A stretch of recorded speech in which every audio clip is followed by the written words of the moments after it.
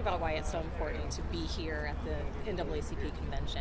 Well, NAACP is an incredibly important organization, and that they're hosting their national conference here in Detroit is really something that's exciting for the city. It's exciting for the state of Michigan, and we're going to be showcasing our state next week and Detroit next week with the debate that's coming. And so this is an important moment in time in America and in Michigan, and we're going to play a big part in who's the next president.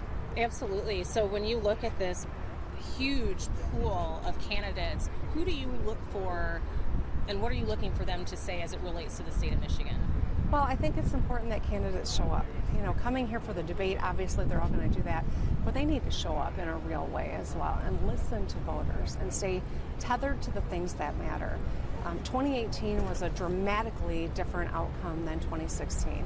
And I think part of it was that I got into all 83 counties and listened to voters. And when you're connected, you don't get distracted by other issues or the tweet of the day coming out of the White House. You stay focused on the things that matter, fixing roads and cleaning up drinking water and closing the skills gap. And I believe that candidates would benefit from spending more time really engaging with voters here in Michigan. Have you had any conversations with any of the candidates about invitations to come and spend a little bit more time getting to know our state? Oh yeah, I've talked with all of them. And we're going to be seeing a lot of candidates spending time here. I imagine President Trump is going to be spending a lot of time here as well. Everyone knows that the path to the White House goes through Michigan. So let's talk about President Trump. Of course, makes headlines with the tweets of the day, but a particular attack on one of our congresswomen. How do you react to that? Well, I'm furious about it because it is dangerous. It is racist. It devalues the conversation that's happening in this country. And, you know, it's endangered the congresswoman. I think that she's gotten all sorts of pressure from folks who are incited by this ugliness. And I am worried about what it means for the future of our country and the conversation we're having right now.